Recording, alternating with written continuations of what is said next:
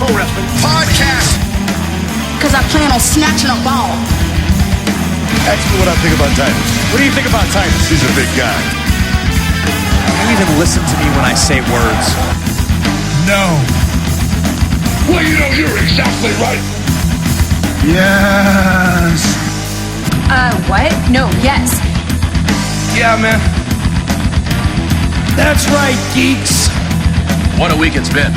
So much to talk about. That's right, so much to talk about here on the Best Pro Wrestling Podcast. My name is Tommy Stryker. I'm the host of the show. Joining me is Taco. What up? And Joe is here as well. I am. If you're looking for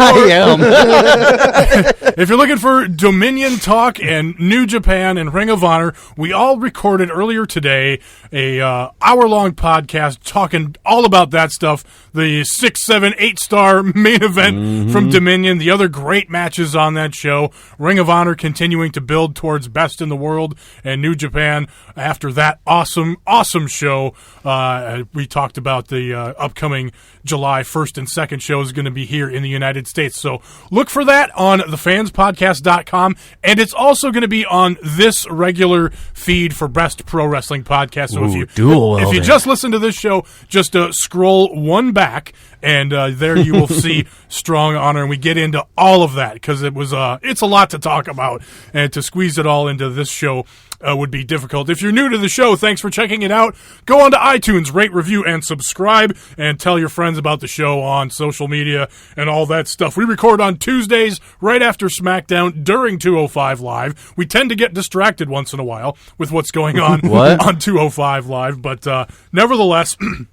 We got to talk Raw. We got Money in the Bank coming up this weekend. We're going to talk SmackDown, the predictions for Money in the Bank. Lucha Underground back for week 2 of the mid-season return. We'll talk that. We'll talk NXT as well. We got a big women's 3-way coming up. Yeah! So we'll get into all of that. Taco, get your mind out of the gutter. That is so profane, Dana. And rude. And Dana, stop it. But yeah, let's get into, before we get into the SmackDown predictions for Money in the Bank, let's talk Monday Night Raw. Fuck Money in the Bank this weekend. It never ends.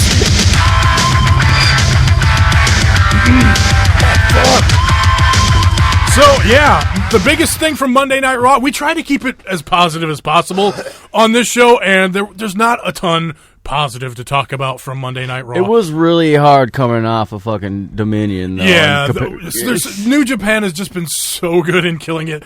But let's talk the positives. That Samoa Joe, Brock Lesnar pull apart to open the segment, open the Raw was phenomenal. The Samoa Joe promo later, where he was, what was he talking about in there? Just talking about how he's playing right into his game. It's not about what you say, it's about what you do.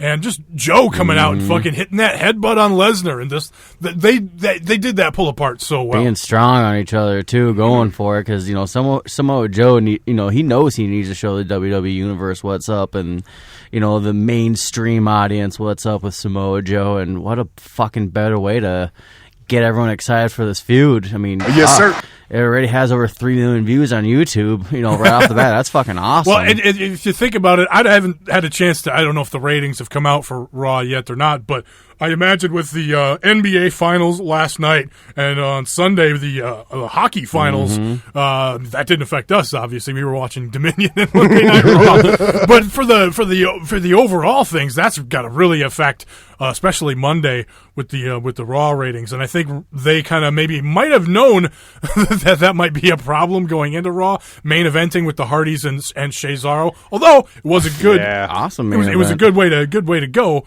But when I saw that and they started promoting that as the main event, I'm like, okay, this feels like an hour, 1 hour, 2 kind of a main event thing. But it was a good thing to treat the tag titles as a main event thing. Because SmackDown's been doing it. I know their ratings have kind of been just level. They haven't really gone anywhere, but Raws have been declining on the weekly. Right, they've been kind of coming down to SmackDown's level pretty much. Just, you definitely need to do that with these titles every now and then, like the tag titles or, the U.S. I mean, look at what SmackDown was doing with them, built some credibility towards all their, championships. So, it was fucking great to see, the main event Raw and put on a fucking, performance. Yeah, it was the typical, I talk about my pet peeves once in a while. And Sit, Ubu, sit. Pet peeves. Good dog. when you do a 2 out of 3 falls match, I'm not a fan of the early first fall win, and then they did that here. But, the match progressed. It ended up being good back and forth. Towards the end, of course, they did the double count out, so they'll have to come back to this at some point. So that's what I love, is I wanted to extend this feud. I'm enjoying what these two are doing. There's not really a whole lot going with the tag team division right now. Unfortunately, which is odd, but I mean... Austin Aries just touched his banana to Jack Gallagher's umbrella. Ooh, that's hot. Get your mind out of That is so profane, Dana. And rude. But I think WWE knows with Samoa Joe and Brock Lesnar that they've got magic right here if they do it right. So that's what I think WWE is going to do these two right. Yeah, and that's going to be a spectacle of a match already. That's the intrigue is there. Well, my favorite part of that whole segment was when they were just ripped apart, separated from each other in the corners, and Samoa Joe just comes out and just fucking kicks Brock Lesnar right in the face and just sends everyone flying. It's like, that dude needs it. Like, Absolutely right. I kind of went in the mindset, I was just like, okay, this is going to be awesome, but it's not going to be the feud we want to, get out of it. And they're making it seem like it's the feud we want to get so far. So fuck yeah. Yeah. Let's talk a little. They talked about the Elias Sampson and Dean Ambrose situation. Sampson comes out, sings his song, where that's how he cuts promos now, is singing to the crowd, insulting the city you're in, because that's what WWE heels do. But again, it's the story of, Ambrose wanting to go for the IC title, going back after Miz, Sampson getting involved, that whole thing.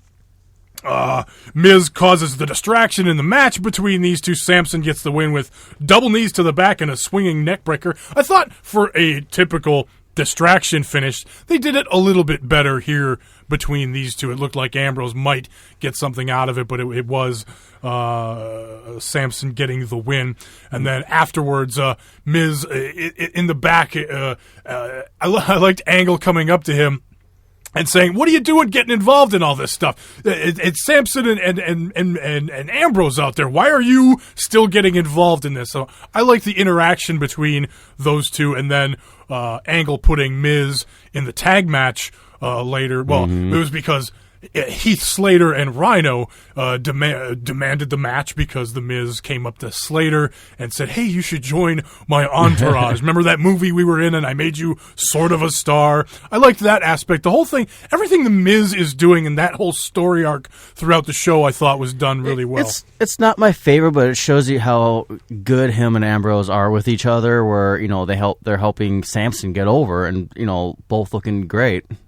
That, and you got jeans on jeans action with Dean Ambrose and Elias Sampson. So, all right, let's talk the Enzo and Cass and Anderson and Gallows angle. It was the rematch from the match that didn't happen last week. Well, kind of happened, with the Big Show coming out and being Enzo's partner. So this time, Cass is attacked in the back again, but this time he says, "Nope, I'm good. I'm going out there." Goes out there, dominates over Anderson, and until he finally just can't do it anymore, he tags Enzo, falls out of the ring. Enzo comes in, and he can't do anything. He gets his ass beat and loses the match. Afterwards, the Anderson and Gallows continue to attack him, but then Big Show comes out, saves the day, and then afterwards, in the back, Enzo asks the Big Show. I thought Enzo did he did it. Hey, like, just give me some reassurance. Tell me you're not the guy. I mean, Cass is a big guy. A big guy like you could do something. And Big Show takes some offense to that. Says, I think your partner is SAWFT. So where you at? You thinking the Big Show might be the guy on this? Is this the Cass heel turn? Are we breaking up Enzo and Cass? Do you want to break up Enzo and Cass? I think they're better together, even if Enzo isn't a wrestler and just the mouthpiece maybe for Cass. But what are your thoughts? I stopped caring. Well, there's that. I think it's just that WWE's pissed that everybody puts out like what they think it's going to be, and all these people calling that WWE doesn't want to follow any of that. They just don't want to follow the norm of what the fans want. They want to do what they want and, surprise us and stuff like that. I just don't care. I don't mind the idea of breaking up Enzo and Cass, but I just think that Cass is going to get buried. Enzo, he's just a mouthpiece. I'll give you a mouthpiece. Now, I'm kind of opposite on it. I feel That is so profane, Dana, and rude. I feel like for, kind of what this whole gimmick is going on right now, that they're actually doing really well with it, and it's kind of bringing a new. We're not getting the same fucking. You said yourself you're getting sick of their intro and the whole spiel they do, and it's bringing a whole new light to them. It's giving Big Show something to do too, and he's looking great. Yeah. Overall, it could be the revival because they're still in the fucking background, right? Still in the background. So and that's the story that really makes the most sense. Exactly, and it's just you got to build some tension between them a little bit, keep them stronger. Be like, oh fuck, we were silly as shit, but I don't know. I don't think it's time to split them up. So we kind of talked about the Miz and the Rhino Slater angle, but that match with the Bear and the ridiculousness of it all, Big John Cub, it was neat. There you go. That's all that needs to be said. The Goldust promo again. We've had three or 4 weeks of good promos from Goldust. I'm not really enjoying the R-Truth ones as much. They're a little goofy, whatever. Him kind of copying Goldust doing the movie quotes. I don't know. Where are you guys at on that thing? I think Goldust is just, again, he's amazing on the mic, but we need to see something happen here. Like 3 weeks in a row was really rough, especially like you said with K-Quick just being. He's just not quite to Goldust caliber when it comes to being on the mic, and you're going to get God. It sounds so bad. Yeah, it comes off like it comes off like somebody. I'm not a racist. It sounds like somebody racist is like kind of writing it for him. And He's been saying that shit for years. Exactly. R-Truth, no different than R-Truth has addressed that issue. He said, "Look, I'm making money." But it's no different than Naomi saying, "I'm going to fucking snatch your balls." Because I plan on snatching a ball. I mean, that is an old saying. With weaves and shit like that, when fucking someone's gonna fight, but so it's just I don't look at it like that. He's just kind of a zany fucking weirdo character. So it's just. But they got it. Let's get to the match. We need to right? get we and they're just gonna pre-show it anyways. Well, it should have been the pre-show match on the last one. Exactly. But now we got 4 more weeks before we get to. The goodness gracious. Goodness gracious, balls of fire. So we got 4 more weeks of that coming.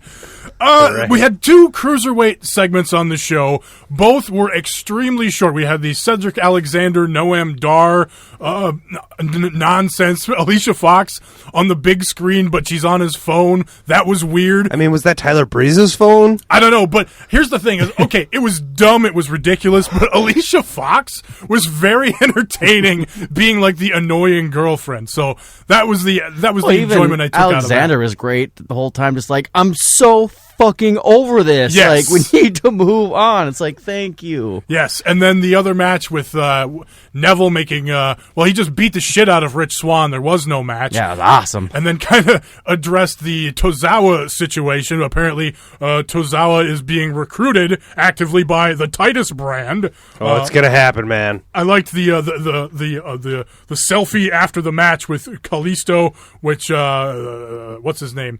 Glenn Dix? Apollo Crews. Yes. Paul. Clinton Dix.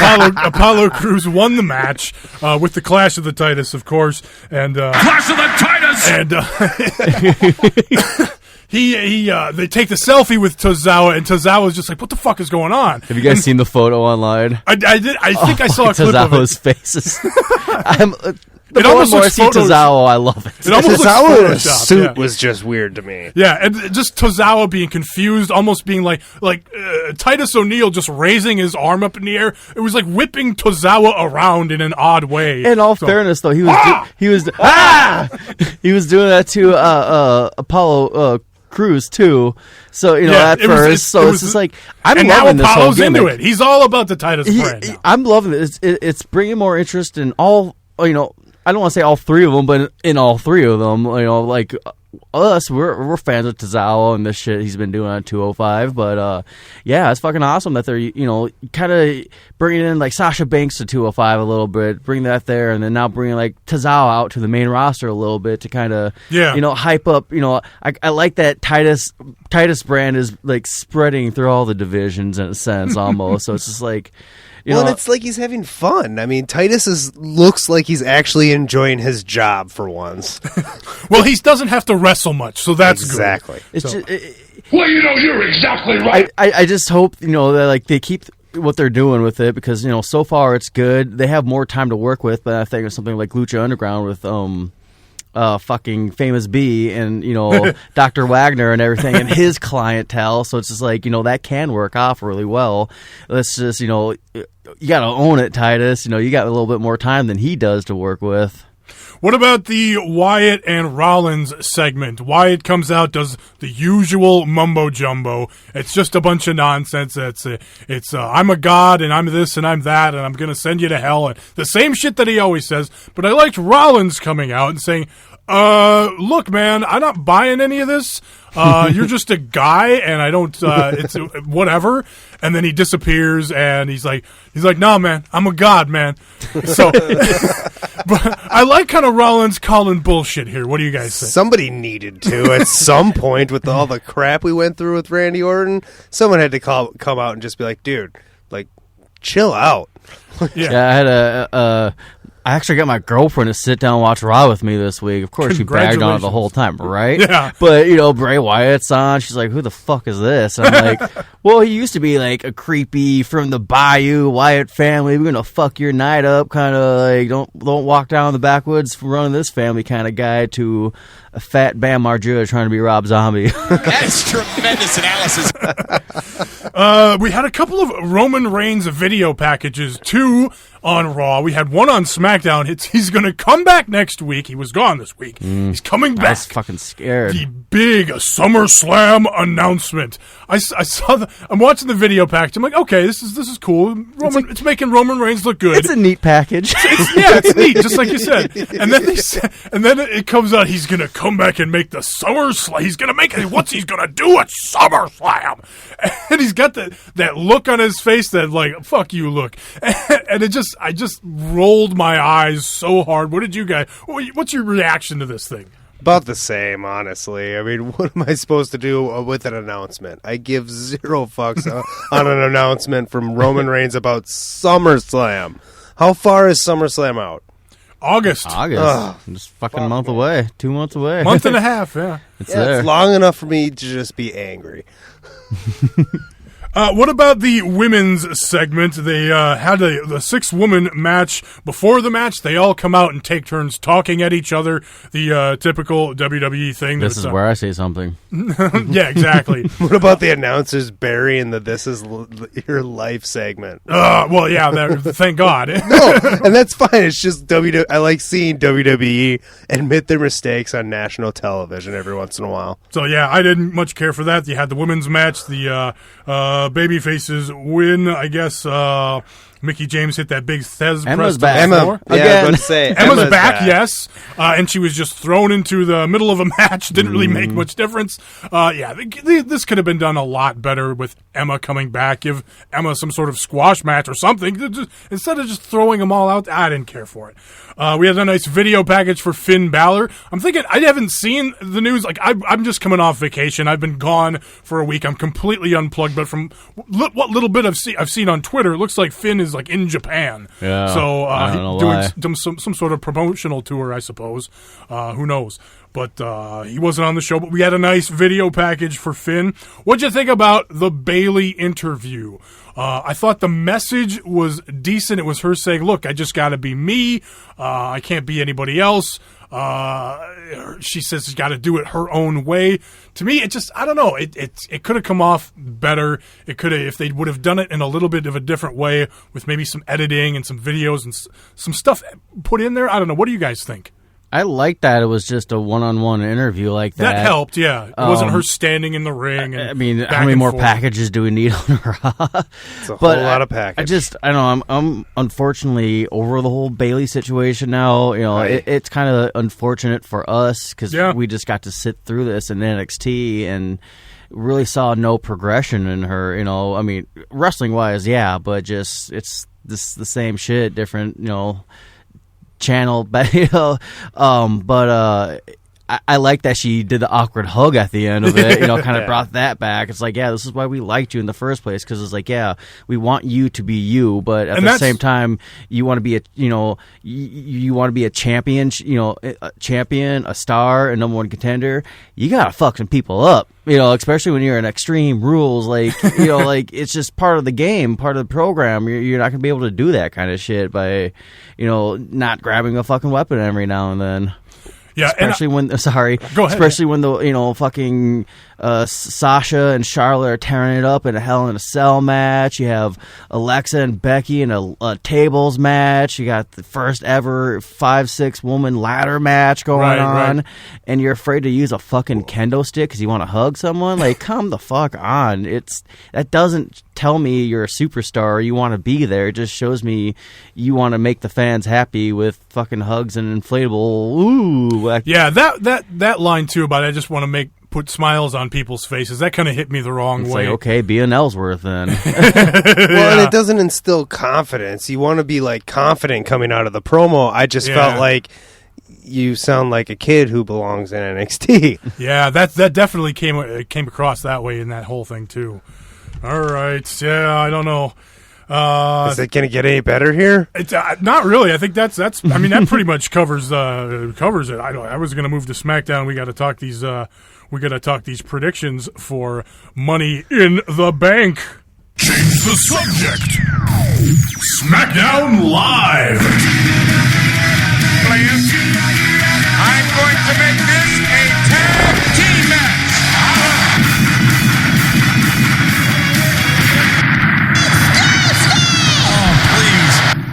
Mine's still bad. My headphones are messed up. Can you see if you can pause for edit? There we go. Yep. Nice. That's better. There it is. Yeah. So SmackDown started with the New Day and Breezango versus the Usos and Colognes. Some of this felt like a little out of place because the what was it? The Fashion Files later in the show. Where, well, I guess Breezango got attacked and they tried to figure out who the attacker was. It almost felt like that should have been before the match, but... I think it's funny that Breeze got attacked and remember his attackers, but Enzo and Cass can't. Right, which is the better whodunit story? Who attacked Breeze on the Fashion Files or who's continuing to attack Big Cass? They did have the Cologne's cologne. Yes, but they couldn't solve the mystery. So it was a New Day and Breezango taking on the Usos and Colognes again. Everybody comes out and speaks a little bit because I guess you have to do that now before each match. The Soul Rebels play a New Day to the ring. I enjoyed the Soul Rebels playing the New Day music there. It was a little rough at the beginning, but once they kicked it in to full New Orleans gear, it was cool. New Day and Breezango get the win. Kofi hits a hot tag late in the match. Woods gets the win with the up, down, the double stomp as Kofi has a guy draped over his leg over one of the Colognes. I like that they're sorry to cut you off. That's cool. I like that they're using Woods more though for these matches. Last week it was him and Big E, and this week him and Kofi. So that's really good to see. Yeah, Woods wasn't getting much action back in the Raw days when they were the tag champs, but now it's nice to see him getting in the ring some more. Well, every time he showed up, he always impressed everybody when he was in the ring. So at Money in the Bank, it's going to be the Usos versus the New Day. The Usos have been good on the mic doing these promos. New Day, opposite them, good as well, and we had a little bit of that here. But it was funny. Before the match, the Usos come out. They're talking all this shit. They look like they're getting ready to go in the ring and start scrapping. But then, like, the Breezango music comes on, and New Day's like, oh, you got lucky. Because now we have to shut up and wait for them to come down and talk. Well, it's like, why would... What? It doesn't make any sense. It's like, what's going on here? Music distracts us, right? But not enough to the point to where you're in trouble because now we have no dicks. We have to stand here. We have no balls. Balls. We just have to stand here and wait, and everybody talks. Someone snatched our balls. Everybody gets a turn. So I thought that was a bit awkward. What was I talking here? Predictions for New Day. Your prediction versus the Usos. Predictions. I'm thinking that the Usos retain here. I like the Usos. I like how they've been performing, and let's keep this thing going on a little bit longer. What do you guys think? I actually think that New Day is going to come out with the championship. One, they're hot. It's the New Day. It's a smart move, but I like the idea of the Usos going after New Day. Like, I feel like that's a program I could watch for an entire month and actually really enjoy going back into it. Sorry, Tozawa just won. I get it. I'm with Tommy on this one. I think Usos are going to retain because they're also fucking hot right now. They have a good mean streak going on, and this is the best Usos we've seen in years. Since. To me, ever. I've never really, they've had fun matches, but I've never really been like, fucking the Usos. Now I'm like, fucking Usos are on TV. Right. And they're one of the highlights of SmackDown every week. If you want to make them, they are a legit tag team, but if you want to make them that next level tag team that everyone wants to remember, keep them going, keep them hot right now. New Day, they're gonna make money, they're gonna get promos off, they're gonna have fun matches, they're gonna be New Day. We can, bounce this going on for a couple months now, if not to SummerSlam. Mojo he says he's going to use last week's loss versus Jinder as motivation, and Zack Ryder taps him on the shoulder and says, "I'm back. Let's get the hype bros going. We got some unfinished business." He actually grabbed his ass, then tapped him on the shoulder. That is so profane, Dana, and rude. So, Hype Bros Beck, you said their T-shirts are on clearance and have been for quite some time. Does this mean a heel turn? Are we breaking up the Hype Bros right away? I guess we'll have to tune in to Talking Smack because they're going to be on there. I'm hoping we see a mean side out of Zack Ryder right now. We know he has, the abilities, to win matches and put on a show, so fucking split them up. Joe, what do you think? I was paying attention to Titus. I'm sorry. Okay, that happens. Typically when Titus comes on my screen, it's a fast forward moment, but I think actually I need to see Mojo's got to do something different. This hype thing is ridiculous, and Zack Ryder is really over as a babyface. So if we got Mr. Hype turning and doing something completely different character wise, I think that would be a positive. It would be good too for Mojo, just doing something different. But I agree. Who knows? Thanks for that hot take, Joe. That is tremendous analysis. We had versus Naomi. We had Lana at ringside. This, of course, building up to the big women's Money in the Bank match and the women's championship match for Lana. Yes, Lana. Naomi wins with a split-legged moonsault. Naomi looked good in the match. Tamina is the... Yeah, she just super green. Yeah, for as long as she's been around, 10 fucking years. You'd think she would be a little bit better, but it was again Tamina just being the new headlock master in the ring and just headlock after chinlock, and master the headlock. So it was. I'm amazed that she's been around this long. To be honest, just for the fact there's never been you watch that Tamina match or fucking, you remember that Tamina intro or that Tamina this? She used to do the splash too, right? Oh, she would do, yeah. Yay! Ooh, who can't? She would do, well, I haven't seen her even go for the ropes anymore. In honor of Snuka, she would do the... Well, she's not going to do it. Definitely be doing, look at fucking, Charlotte doing, the figure eight. And it's... Whoa, guys, JBL! It's just, I don't know, it's really disappointing, that They need to do something with her, though. We need to step away from the kind of gimmick. Like, it just doesn't work. It just doesn't translate well. Look how long the Usos were doing it. Just didn't translate well. Right. And it's funny, too, because it's sad and it's kind of funny. As we were watching SmackDown, one of you mentioned that who's better, Nia Jax or Tamina? Or is that an insult to Tamina or Nia Jax at this point? Your guess is as good as mine. Honestly, I peg Nia Jax over Tamina just because, Nia Jax is getting that the heat off of us, like, god damn it, just like, that's what wrestling's about, whether you love them or hate them. Name any other sport or business that you can fucking boo someone, really, and that's considered a cheer in a sense. I mean, look at fucking Roman Reigns. If you didn't want Roman Reigns to be on your TV, you don't give him any reaction. Right. So just, that's how Tamina has been since day one, is just, kind of boo, you're typical bodyguard lady. Next match. Oh, look, it's that's neat.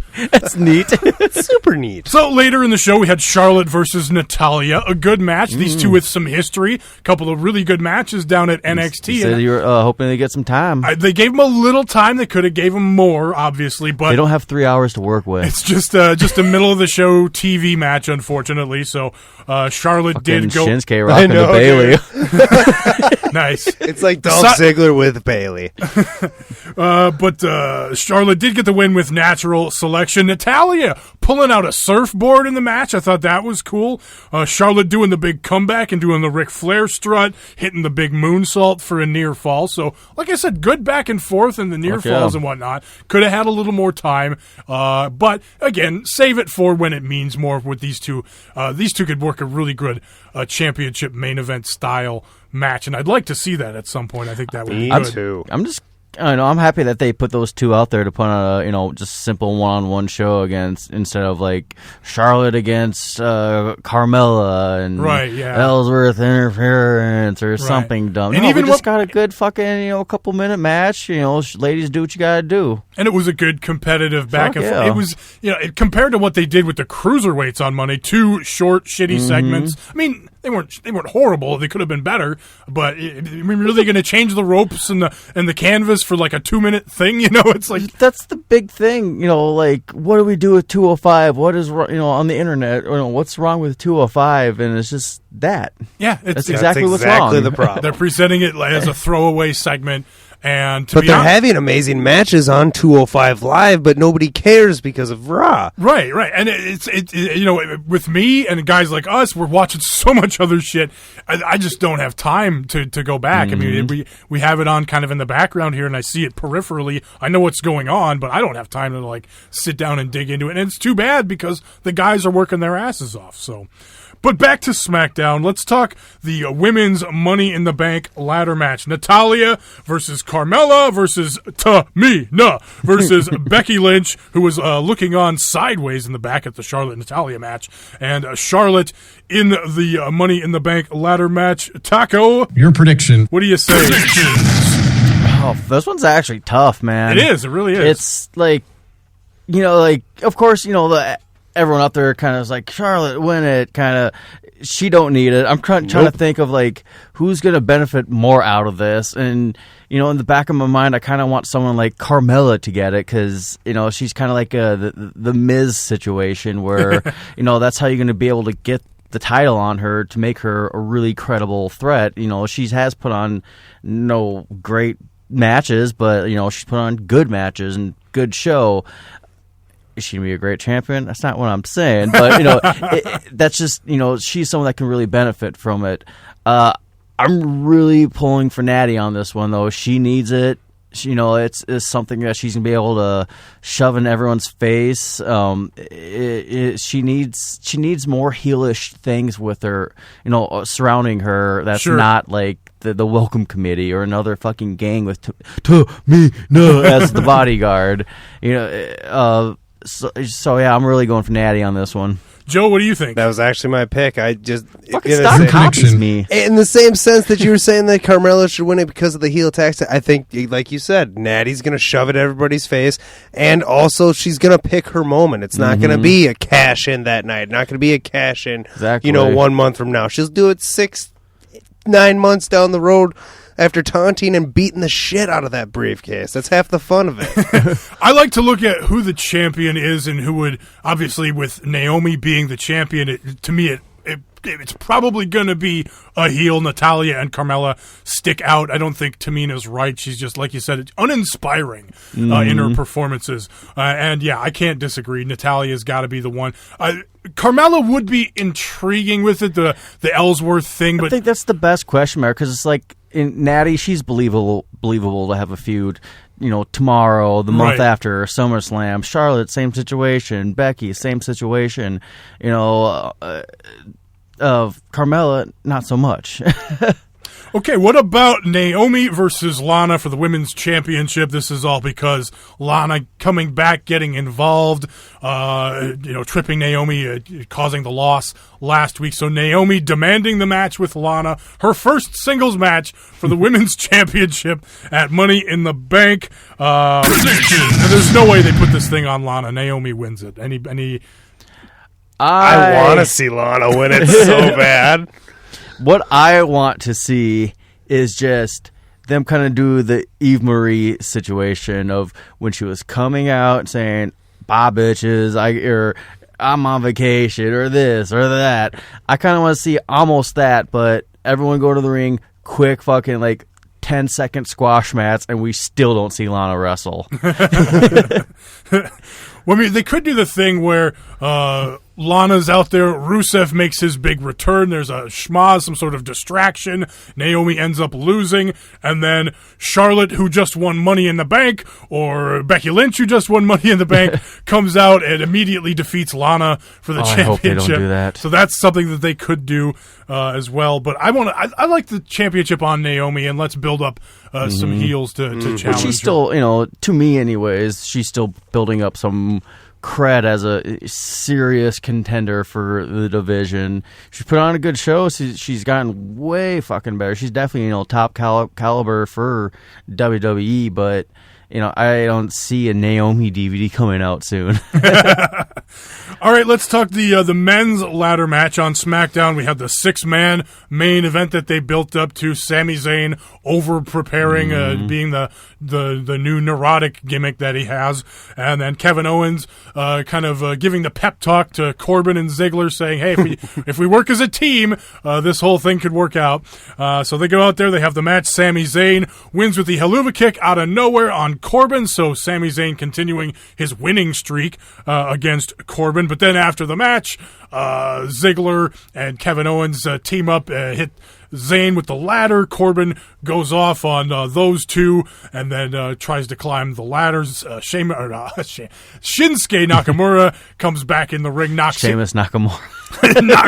Corbin off the ladder and unclasps the briefcase and stands tall at the end. One thing I didn't like about this match in particular was, again, Shinsuke taking the heat in the beginning of the match, not having any real big spots for himself during the match itself. So it just came off as a lackluster thing for Shinsuke for me, with just him kind of selling at the beginning of the match. But it continues to be the story of WWE kind of screwing up Shinsuke's main roster push. I'm really curious to see how he's doing on this SmackDown Live thing. He's very chatty.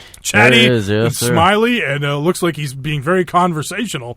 So, he mentioned, I think he was talking about AJ Styles. Did he wrestle AJ Styles at Wrestle Kingdom in January? It was Wrestle Kingdom right before AJ came. He mentions it without mentioning New Japan, basically, that I've wrestled him before on January 4th, and I'd like to do it again that way. Nice. So I like that they brought that up in some way. But let's talk about the predictions for this match. Kevin Owens, Baron Corbin, Dolph Ziggler, AJ Styles, Shinsuke Nakamura, Sami Zayn. Who's going to win the Money in the Bank briefcase? In the same sense of the women's, as hard as I hate to say this, let's put it on Corbin. Get the fuck out.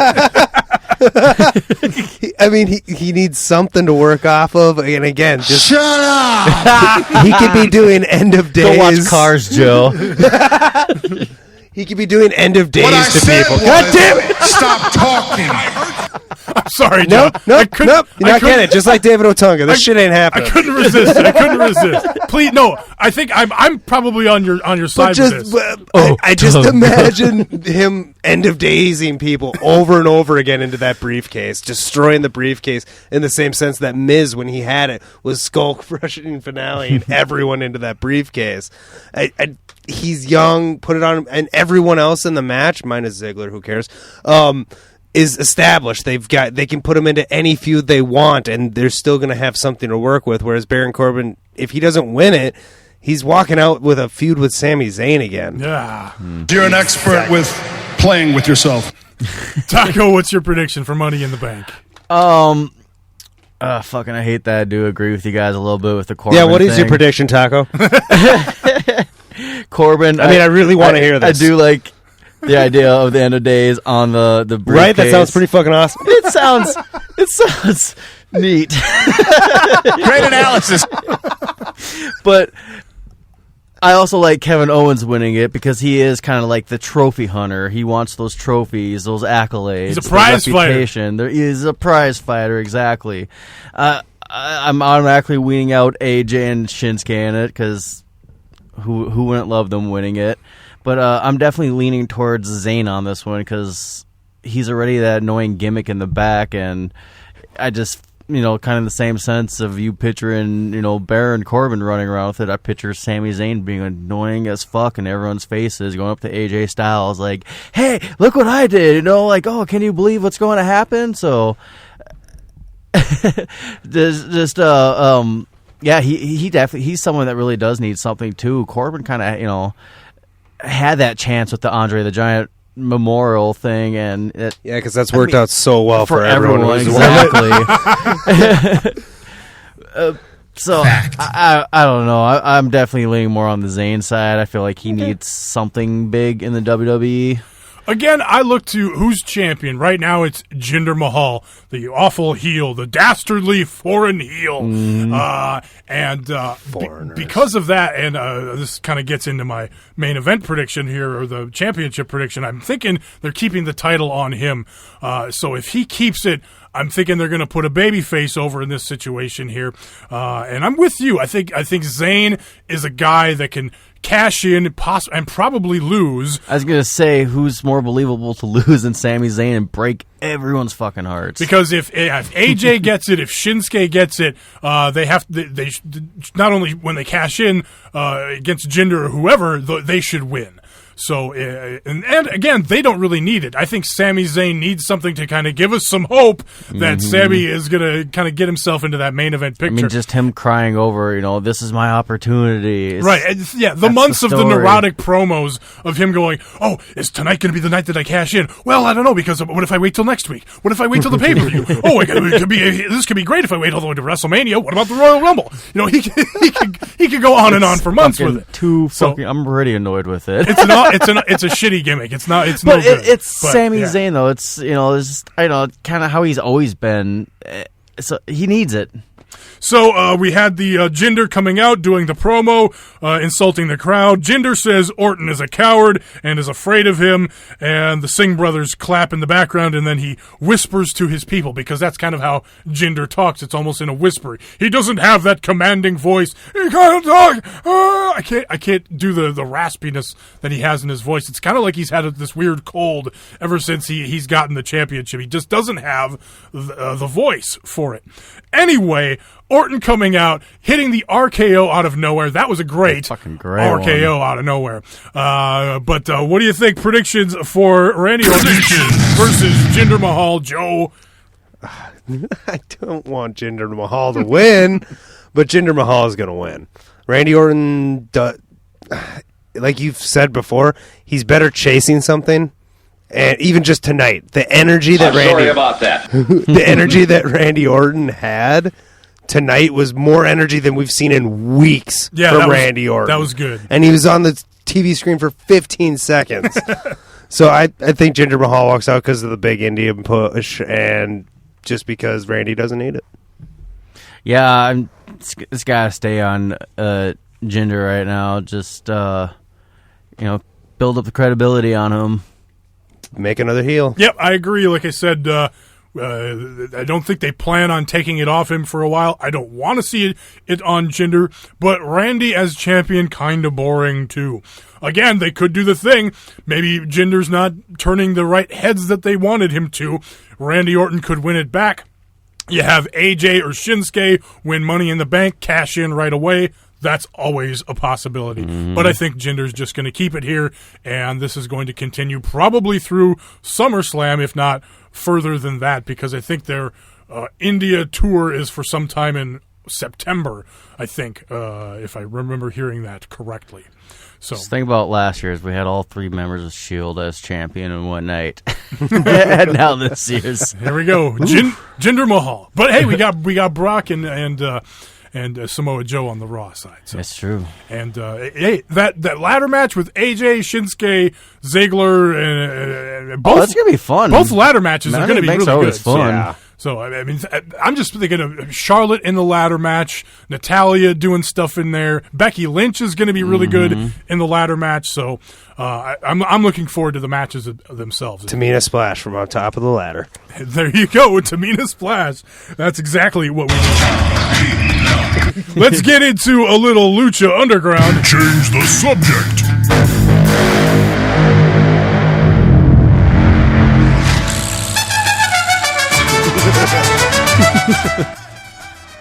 That was actually how Lucha Underground started last week, so just so you know. Rey Mysterio. Metalachi, they're fucking great. Yes, the band Metalachi. That's the band they have on there every week, so great stuff. Rey Mysterio Jr., he's very concerned about Puma getting too close to Vampiro. He walks away. Vampiro appears out of nowhere and says, "Stay away." Says, "Stay away. I'll send you to hell," like it did his last master. So Vampiro threatening Rey Mysterio Jr. Then we had Mack versus Johnny Mundo, the continuation of the all-night long match from last week. Sudden death overtime, if you will. Johnny Mundo does get the win with the sunset bomb onto chairs on the floor. Of course, Dario comes out at the beginning of the match and makes this falls count anywhere, which also, of course, means that This match, anything goes! No disqualifications! War Machine. Anything goes! Mack hits a senton into chairs on Mundo. He gets more chairs out from under the ring. He body slams him on the chairs, gets a near fall. Then this guy, Ricky Mandel, comes out, disguised as Johnny Mundo. Apparently he's Mundo's super fan. He distracts. Sexy Star comes out and takes him out. PJ Black hides under the ring and attacks the Mack with a kendo stick. This is all during the match. Mack stuns and then goes through a table. Taya saves Mundo from getting stunned into the chairs from under the ring, and then it was Mundo again with the sunset bomb onto the chairs to retain the Lucha Underground Championship. Dario Cueto comes out and takes credit for being an innovative promoter of violence and introduces the Cueto Cup. It's a single elimination tournament starting next week, or this week rather, and the winner gets a title shot at Ultima Lucha Trace. And he also announced that Mundo's opponent for Ultima Lucha Trace will be Rey Mysterio Jr. Now, Taco, you went and printed out these lovely brackets that Lucha Underground tweeted, and here's what we're going to do. Before we watch Lucha Underground this week, we all have to keep our word on this, and of course, the spoilers are out there. This was taped months ago, so we will avoid the spoilers. I completely forgot about that. And we'll fill this out before we watch this week's show or whatever, and we'll see how we end up doing. So it should be fun. Yeah. Let's see, the single elimination Cueto Cup, and then Aerostar, Drago, and Phoenix took on Vivora, Pinder, and Cobra Moon. Now, Cobra Moon was in the match just as a ruse, and it ended up being Drago switching sides because, remember, Drago got kidnapped by Cobra Moon, and he breathed fire in the lair, and she said, I'm not going to feed you until you come to my side. And so Drago finally turning Drago hungry on Aerostar and Phoenix. Drago under Cobra Moon's spell. Yes, I said that. Phoenix tries to help Aerostar and takes a tombstone on the floor. Drago hits Aerostar Star with the mist, switches sides, like I said, it tags and hits a splash for the win. So yes, he switches sides and gets the win in a very unique move. I've never seen a guy switch to another team mid-match and then get the win for the other team. That was a very unique situation. Then, in the back, Taya is telling Johnny Mundo his Ultima Lucha Trace fate because he didn't know what was going on because he was taking a very long shower. So he was just getting out of the shower. He's just wearing a towel. And here's Taya telling him that he has to face Johnny Mundo, or Rey Mysterio. Ricky, warm up the car. I need to get to my dojo. Gotcha. I didn't want the kid to see me nervous. But I'll be straight with you. Ray is no joke. If I'm gonna take him to Slamtown, I'm gonna have to train harder than I ever have in my entire life. Aren't you gonna put any pants on? No time for pants. I just love that whole bit. Yeah, Mundo is just killing it in this.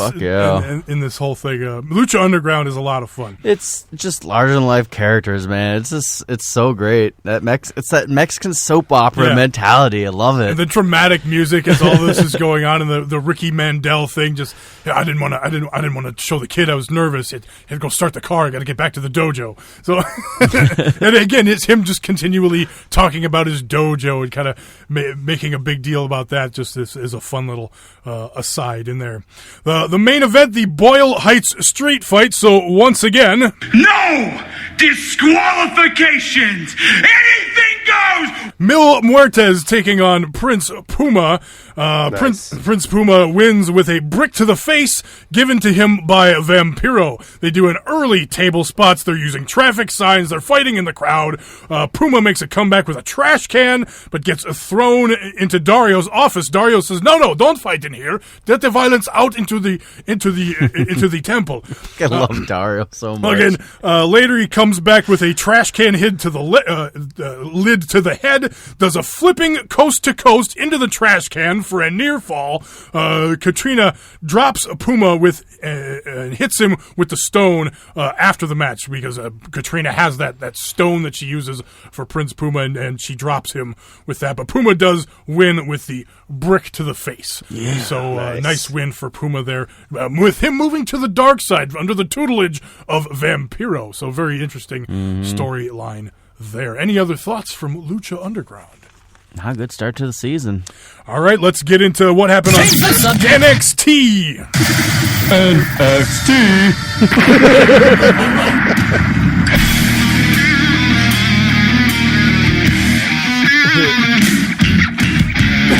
Opening match from the show, I really liked the story that they told here. Heavy Machinery taking on Victor Andrew and Lars Sullivan. Victor Andrews was very nervous about his partner in the pre-match promo, the backstage promo. Lars Sullivan, this giant dude, just kind of came out of nowhere. Heavy Machinery does win with the compactor over Victor Andrews, and then Lars is very upset. He takes it out on his partner and after the match and attacks Andrews. So I wonder if we'll get a Lars Anderson or Sullivan versus Victor Andrews match at some point. But I like that there's a little. He's done this before though. He's done it to at least one other dude where he partnered with. I think they brought that up too, and I didn't remember that for some reason. But I liked a little side story in my squash matches. Yeah. I thought that was a fun thing. Then we had a good promo from Roderick Strong. He thanks the fans for accepting him, and he wants the NXT title. Bobby Roode says, "Stay in your lane. You're a good hand. Don't play the Bobby Roode lottery. Best of luck, kid." So I like the exchange, the back and forth between those two guys. Nikki Cross on the roof says, Asuka, Ruby Riott, let's play again, because we're going to have the rematch between those three, elimination style, this week on NXT. That should be a lot of fun. Any interesting predictions for the elimination match for the women's title this week on NXT? I hate to say it, but I hate seeing Ruby Riott go out first, but I want to see Asuka Cross to finish it off. Okay.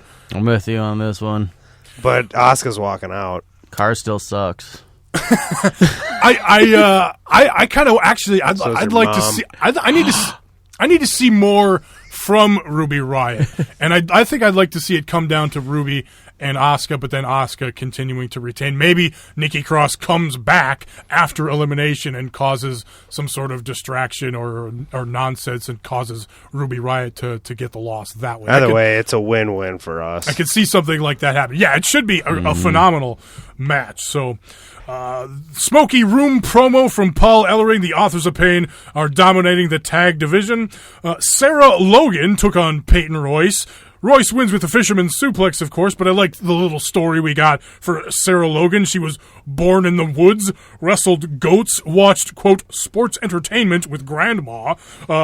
Logan makes a comeback with chops and punches, hits a running knee for a near fall, but Peyton with the win. What'd you think of the interesting story there? I just thought that Peyton Royce looked a lot better than she's been progressing actually really well, but this was her most solid match, I guess is what you'd call it. Yeah, man. Definitely on the improvement and looking good lately.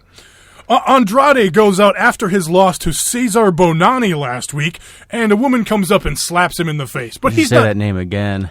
Cesar Bonani. It is fun to say Cesar Bonani. Fun fucking name. It's awesome to say. I hope he has another match next week so we can continue to say Cesar Bonani. But Andrade, he has no fucks to give. Women slapping in the face, who cares? Losing to Cesar Bonani, I got places to go, people to see. The interview's coming up, trying to ask him questions. Doesn't even acknowledge her this time. So I like the continuation from Andrade. Then we had Hideo Itami versus...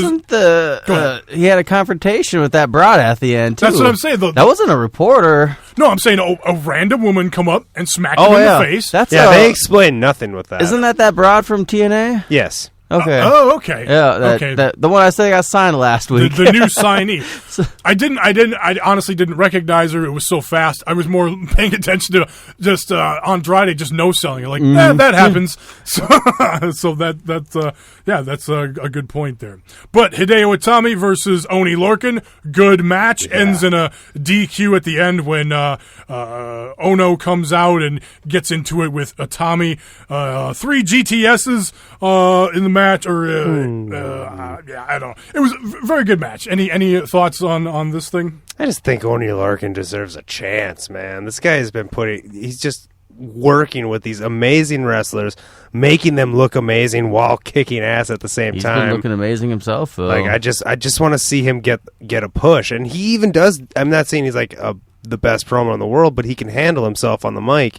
I think he even did one of the anti-bullying campaigns during WrestleMania weekend in a takeover. So I want to see something from him. Yeah, and the stuff that he's done in promos in the past, just saying, I took a loss, but I'm going to come back, and that he's been good in that role. Itami before the match said he's worked hard to get here, and one loss won't send him back to Japan. Great back and forth, hard hitting action. Itami says, come on, and Logan hits hard with chops and slaps. Top rope flip dive to the floor. Itami plays possum, hits a cheap shot, more hard strikes. Then Ono comes out after, and then 3 GTSs and the insanity of Ono and Itami. That story continuing. We're going to get Drew McIntyre in action this week on NXT, and the Asuka, Ruby Riott, Nikki Cross elimination match. Ember Moon says she has to take care of the Peyton and Billie Kay problem, but says the next opportunity she is the opportunity for the NXT women's title. So Ember Moon straying off to the Peyton Royce, what did I say? Billie Kay feud or whatever. Then No Way Jose versus Killian Dane. Killian Dane wins with the Ulster Plantation again. Dane dominates unique Irish-inspired Sanity remix for Dane's intro music. That was weird. So, but I thought it was notable that Dane kind of has his own version of the Sanity song, kind of putting threw me off. I wasn't expecting it. Right, but it kind of puts him on a different level, and this virtual squash match versus No Way Jose here really elevating Killian Dane to another level, I think. So All right, Big guy. Yeah. That's gonna wrap. That's Ask everything. me what I think about Killian Dane. What do you think about Killian Dane? He's a big guy. He is a big guy. That's neat. All right, that's going to do it for this week. Like I said, check out on thefanspodcast.com or right here on the bestprowrestlingpodcast.com on your Best Pro Wrestling Podcast feed, the Strong Honor Show where we go over the whole Dominion card, what's going on in Ring of Honor, because that really is the news of the week. So check those out. Check out all the other good shows on fanspodcast.com and follow this show at BPW Podcast on Twitter, on Facebook, facebook.com/Best Pro Wrestling Podcast, bestprowrestlingpodcast.com for all the social media links, older episodes, and everything else you're looking for, links to Strong Honor. Follow me at Tommy Stryker, spell Stryker with a Y. Taco, where can they find you? You can find me on the internet, Twitter, Snapchat at HGREV Taco. And you can follow me on Twitter at Joe BPWP. That's at Joe Best Pro Wrestling Podcast. That's been the Best Pro Wrestling Podcast. Thanks for checking it out. Bye. Peace. Holla! Class of the Titus! Yes, sir. Cause I plan on snatching a ball. Ask me what I think about Titus. What do you think about Titus? He's a big guy. That is so profane, Dana, and rude.